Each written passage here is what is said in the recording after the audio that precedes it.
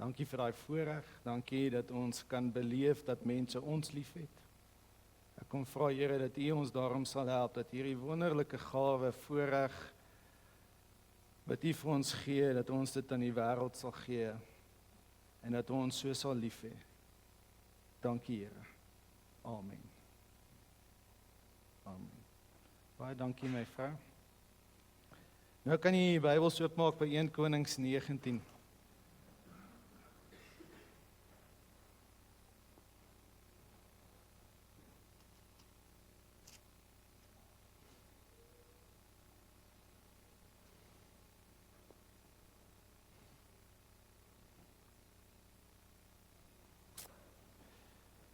Ons gaan die volgende 6 weke, broer en suster, gaan ons besig wees met 'n tema. Ek en Dominee Madeleine, waar ons bietjie net weer gaan kyk na die boek Doelgerigte Lewe. Ons gaan nogal sy temas gaan ons gebruik. En vanmôre is half die inleiding om te vra, wat maak ek hier op aarde? Waarom is ek hier? Waarom het die Here my geplaas? Wat is my doel? Wat is my skepingsdoel? Wat is my roeping? Waarmee is die Here besig met my en waar wil hy my gebruik en hoe wil hy my gebruik? En nie net in my werk nie, maar ook so as kind van die Here. En dit is dan toe ons ook by hierdie gedeelte uitgekom het, waar die Here dit spesifiek vir Elia gevra het en gesê het, wat maak jy hier, Elia? En dat ons daardie boodskap dan ook so vanmôre sal hoor. So kom ons met die Bybel so oop voor ons, kom ons bid net weer saam. Here, baie dankie dat ons nou tyd het om na U woord te luister, U woord te hoor. Dankie Here. Dankie dat ons dit in ons eie taal kan lees. Dankie vir elke vertaler, dankie Here vir elke persoon wat deur die eeue heen gesorg het dat dit kan gebeur, dat ons hierdie stories van wat U pad met mense gewerk het, Here, dankie. Ek bid Here dat U ook deur hierdie boodskap met ons elkeen sal praat, ons sal vashou hierin, ons sal lei hierin, ons sal vermaan hierin, Here, ons sal kom bemoedig hierin. Dit wat U weet ons elkeen nodig het, Here, dat dit sal gebeur vandag. Dankie Jesus. So rig ons gedagtes nou na U en gebruik my as U kind, as U diensknegt, Here, in nederigheid tot eer van U naam en tot uitbreiding van U koninkryk. In Jesus naam. Amen. Kom ons lees dit saam. Daarvan vers 1 af 1 Konings 19. Agab het vir Isebel vertel wat Elia alles gedoen het, ook dat hy al die profete om die lewe gebring het. Toe het Isebel 'n boodskapper na Elia toe gestuur en vir hom te sê, mag die gode my om die lewe bring as ek nie môre teen hierdie tyd met jou gemaak het, soos jy met die profete nie. Elia het bang geword en terwille van sy lewe het hy gevlug. Toe hy by Berseba in Juda kom, het hy sy slaaf daar agtergelaat. Hy self het egter 'n dagreis ver die woestyn ingegaan. Daar het hy onder 'n besembos gaan sit en gewens hy gaan dood. Hy het gesê, nou is dit genoeg, Here, neem my lewe, want ek is niks beter as my voorvaders nie. Toe gaan hy lê, en hy het daar onder die besembos aan die slaap geraak. Toe hy hom weer kon kry, skud 'n engel aan hom en sê, word wakker, eet. Toe hy opkyk, sien hy by sy kop roosterkoek wat op warm klippe gebak is en 'n kruik water. Hy het geëet en gedink en weer gaan lê. Die engel het 'n tweede keer aan hom geskud en gesê, word wakker, eet, anders sal die pad vir jou te lank word. Toe staan hy op en hy eet. En deur die krag van die kos kon hy 40 dae en 40 nagte lank loop, tot by Horeb, die berg van God. Hy het in 'n grot ingegaan en die nag daar deurgebring. Toe het die woord van die Here tot hom gekom en vir hom gesê, wat maak jy hier, Elia? Hy antwoord toe, ek het my met hart en siel gewy aan die saak, Here Almagtige God, die Israeliete het die verbond met U verbreek. Hulle het die altare afgebreek, die profete doodgemaak, net ek alleen het oorgebly, en hulle soek my om my ook om die lewe te bring. Maar die Here sê vir hom, kom uit en gaan staan op die berg voor my. Die Here, ek wil verbygaan. Skielik was daar 'n baie sterk wind, wat die berg stikkend geruk het en die rotse gebreek het vir die Here. Maar in die wind was die Here nie. Na die wind was daar 'n aardbewing, maar in die aardbewing was die Here nie. Na die aardbewing was daar 'n vuur, maar in die vuur was die Here nie. En na die vuur was daar 'n fluistering in die windstilte. Toe Elia dit hoor, het hy sy gesig met sy mantel toegemaak en by die bek van die grot gaan staan. Toe hoor hy 'n stem wat vir hom sê, "Wat maak jy hier, Elia?" Hy het geantwoord, "Ek het my met hart en siel gewy aan die saak, Here Almagtige God. Die Israeliete het die verbond met U verbreek, hulle het die altare afgebreek en die profete doodgemaak. Net ek het oorgebly en hulle soek my om my ook om die lewe te bring." Maar die Here sê vir hom, "Draai in jou spore om na Damaskus woestyn toe. En as jy daar aangekom het, moet jy vir Gesael salf tot koning van Aram. Jy moet ook vir Jehu seun van Nimsi salf tot koning van Israel. En vir Elisa seun van Safat uit Abel Megola moet jy salf tot profeet om jou op te volg." En dan wil ek net vers 19 lees. Nadat hy daarvandaan af weggegaan het, kry hy vir Elisa seun van Safat besig om te ploeg met 12 spanne van 2, terwyl hy self by die agterste span geloop het. Toe Elia by hom verbyloop, gooi Elia sy mantel op hom. Hy het sy osse net so gelos en agter Elia aangehardloop en gesê, "Laat ek tog net my pa en ma gaan groet, dan sal ek saam met u gaan." Elia antwoord hom toe, "Gaan as jy wil. Ek hou jou mos nie terug nie." Ons lees net tot daar vandag.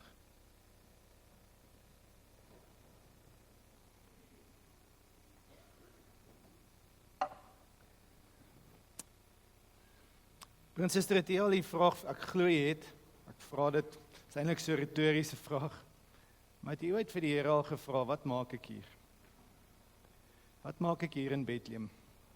Wat maak ek hier in hierdie gemeente? Waarom is ek hier? Want dis 'n vraag wat die Here hier na Elia toe bring, en hy kom vra dit vir Elia in 'n tyd wat hy nogal onseker was, moedeloos was, alleen gevoel het, homself bietjie jammer gekry het. En die Here kom na hom toe en vra vir hom, "Wat maak jy hier, Elia?" Nou hierdie vraag hoef nie te kom net wanneer dit moeilik gaan of swaar gaan soos in Elia nie. Dit kan in enige oomblik in my lewe waar ek by daai punt kom en vra, "Here, wat is die plan met my?" Daarom wil ek jy nooi om saam met my hierdie vraag te kom ondersoek, en dat jy dit so al vir jouself net 'n bietjie insien, dat die Here voor jou kom staan en vir jou kom vra, "André, sit jy 'n naam daar? Wat maak jy hier?" Hoe sal jy antwoord? Elia het uit die hart uit geantwoord. Jy sal sien sy antwoord, ons gaan nou in detail daarna kyk, was elke keer dieselfde. Maar dis 'n antwoord uit sy hart, uit vol klagtes, vol verskonings, vol teleurstelling. Sy antwoord was vanuit 'n plek waar hy bietjie bang was, want hy het gevlug. Bietjie selfbejammering, hy voel soos 'n teleurstelling. Hier het die Here hom geroep as hierdie profeet om Israel te help, en hierdie wonderwerk gebeur, en dan wat doen die mense? Hulle wil nog steeds hom doodmaak, en hy moet nog steeds vlug vir sy lewe. So sal u antwoord klink vanmôre uit jou hart uit, wat maak jy hier? Hoekom het die Here jou soos vir 'n tyd soos hierdie in Bethlehem geplaas?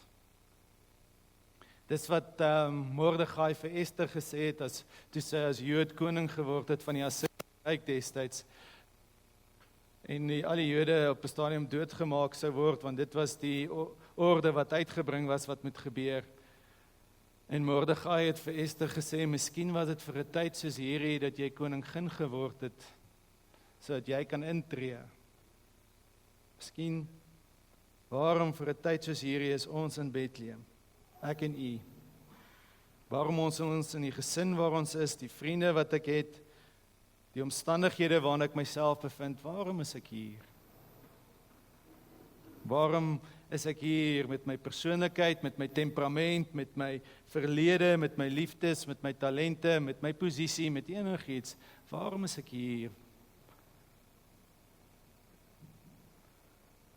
Hoekom is jy deel van hierdie gemeenskap? Hoekom is jy hier?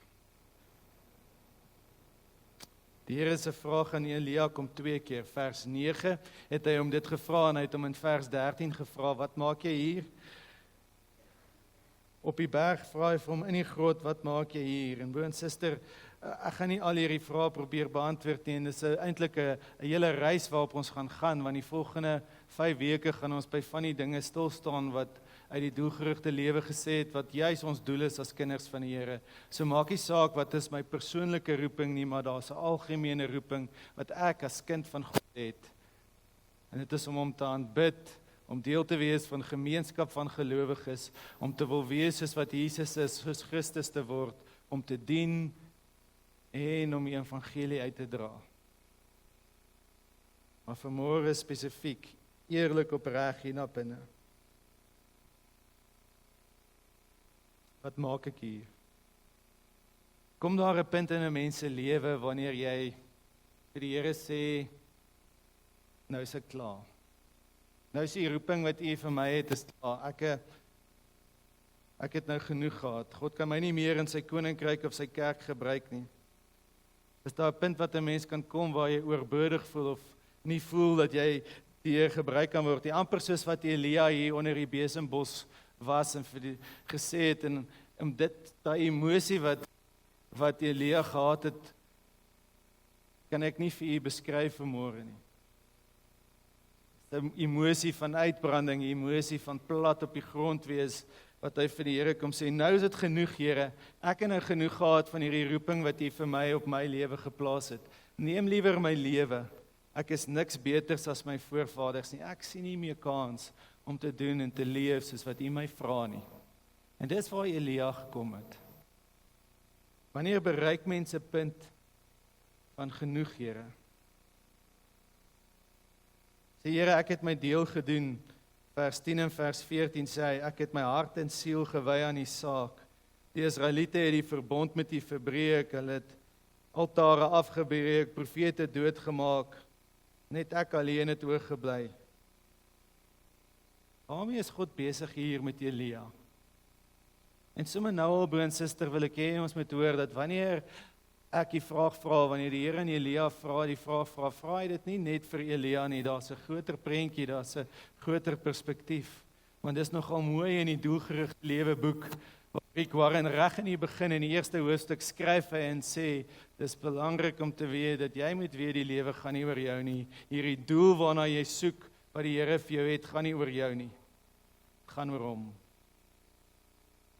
En ek dink dis waar Elia gekom het, hy het swaalf sy doel verloor, sy waarvoor het die Here hom geroep, waarmee is hy besig? Want God is hier besig met Elia, hy het hierdie wonderlike wonderwerk in 1 Konings 18 beleef, wat ons almal baie goed ken, een van die mees bekendste wonderwerke in die Ou Testament, waar die Baal-profete aan die een kant en Elia aan die ander kant, en hulle moes bid vir hierdie vuur uit die hemel uit, en so sal hulle weet wie is die regte Here en wie die een wat die vuur gee. En Elia toe het sy beurt is, toe gooi hy nog die altaar nat, en hy gooi dit weer nat, en hy gooi dit weer nat, dat die water so geloop het. En toe vra hy vir die Here, en die Here stuur vuur. Hy sien hierdie wonderwerk, hierdie almag van die Here. Maar nou vlug hy. Nou gaan kruip hy weg. En ek het nogal gedink, dit klink vir my asof Elia homself 'n bietjie jammer gekry het. Doen ons dit nie ook maar nie? Ek kan my vrou vra, ek kry myself gereeld jammer. As ek siek is veral. Maar Elia kry homself jammer en hy voel, man, dit lyk dan nou, Here, U doen hierdie wonderwerk, die hele volk Israel kon sien hoe almagtig U is die enigste Here. En dit lyk asof niks verander nie. Die wêreld verander nie. die nood bly. Ek help, maar die nood bly, en ek help en die nood bly, en ek help en die nood word meer. Ek help en die word teruggegooi en dit help en dit voel vir my, maar ek help, man, die veranderinge is nie langdurig nie, is nie soos wat ek dit graag wil sien nie. Dis asof Elia kom sê, Here, nou is dit nie meer soos wat ek dit wil hê nie. Hierdie roeping as profeet het U nou al te veel gevra. Hierdie raak nou 'n graad of 2 moeiliker om U profeet of U kind van die Here te wees of U disipel te wees of om te doen dit wat U vra. Nou raak dit te swaar.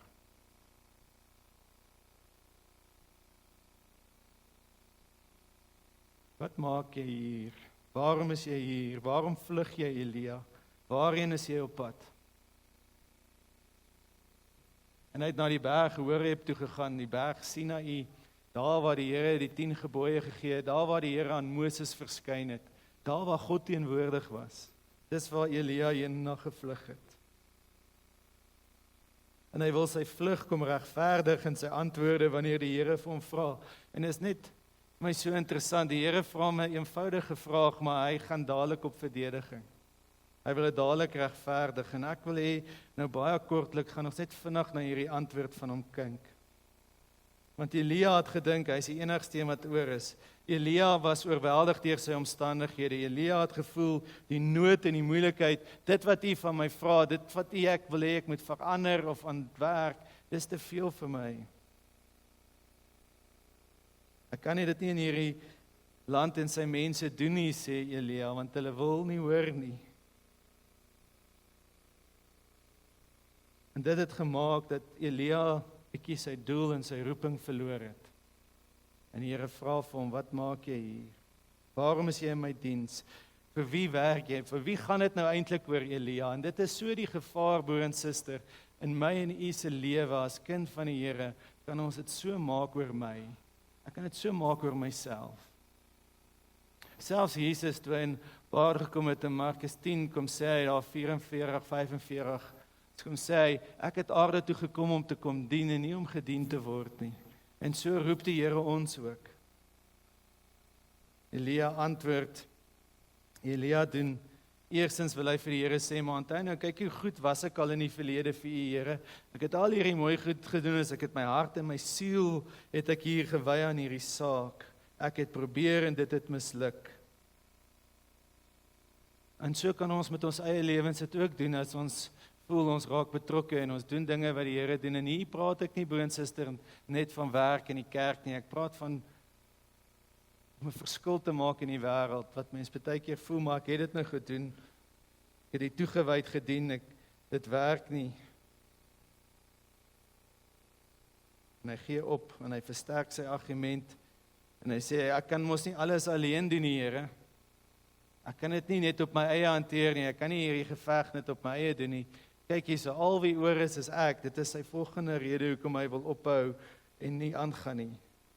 Hoekom hy sê, hoekom hy daar is. Hulle het die verbond verbreek, Here, hulle wil nie meer dien nie. Broer en suster, en is dit maklik om te voel, wat Elia hierso voel? Is dit maklik om te voel, ek is alleen, ek doen al die werk en die res doen niks?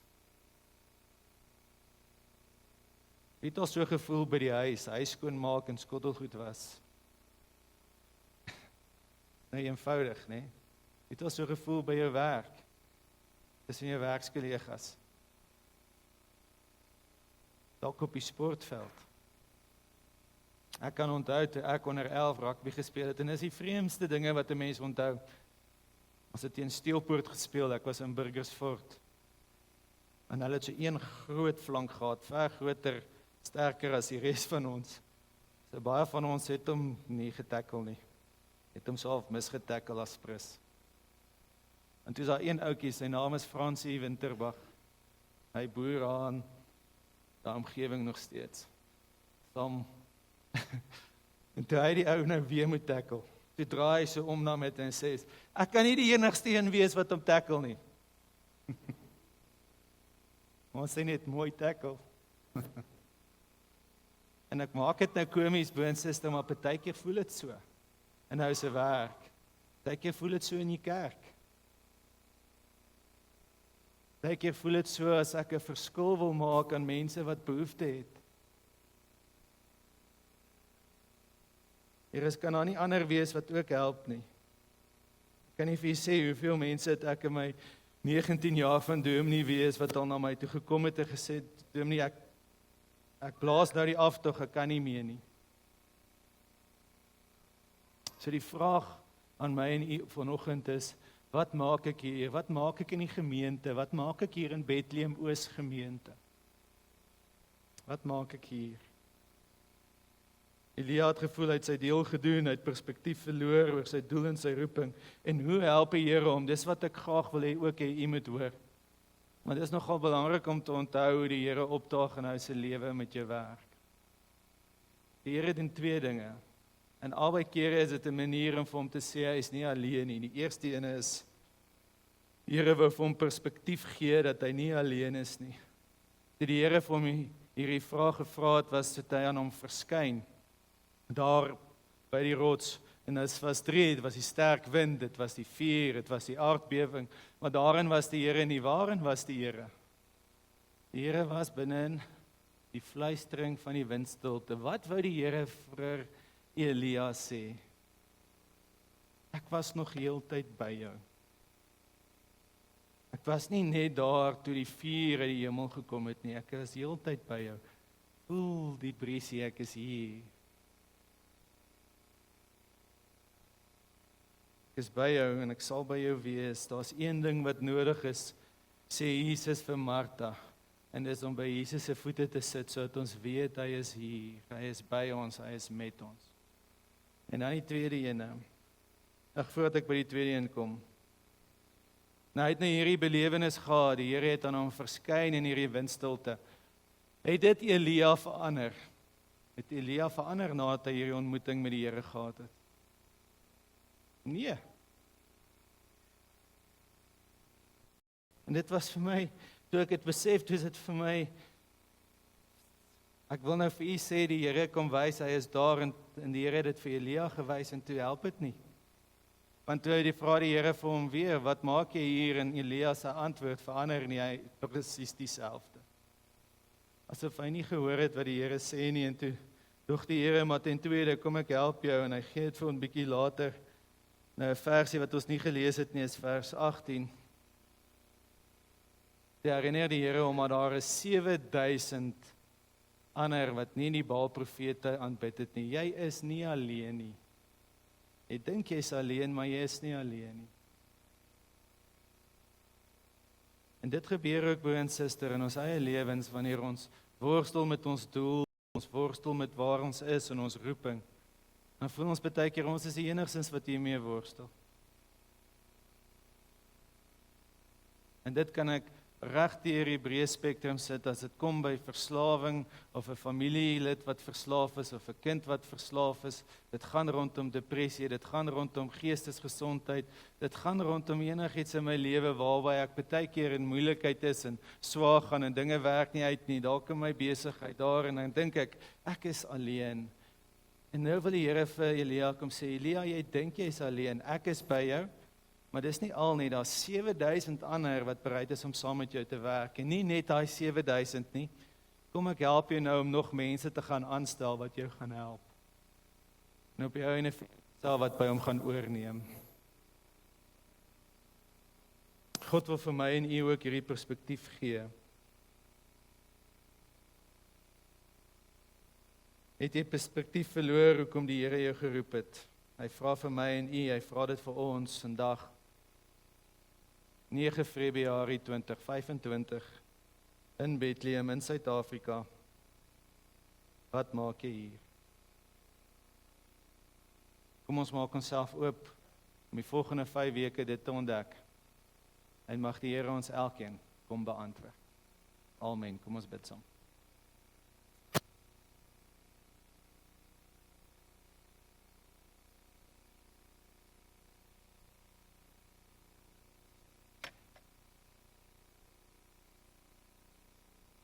Here, help ons om te onthou, ons is nie alleen nie.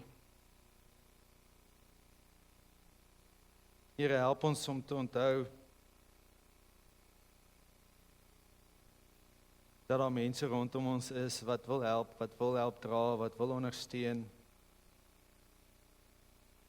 Here, help ons as ons oë bietjie toe raak, of bietjie wollerig raak. Help ons om dit te sien. Help ons om U te beleef, Here, selfs in die tye wanneer ons dit voel asof U nie daar is nie, kom wees ons genadig en dra ons, Here. Dankie, Jesus. Wil kom vra, Here, want daar elkeen van ons hier in die gemeente, vanmôre hier, bid ek, Here, dat U sal help, dat ons in die volgende 5 weke, waar ons saam hierdie pad gaan loop, dat U talle afsprake met elkeen van ons sal hê, ontmoetings met ons sal hê, waar ons kan hoor, waar ons kan beleef, dat weet dat dis waarna U ons roep, dis wat U van ons vra in ons elke dag se lewe. Dankie, Here, en help ons om U nie te mis nie. In Jesus naam. Amen.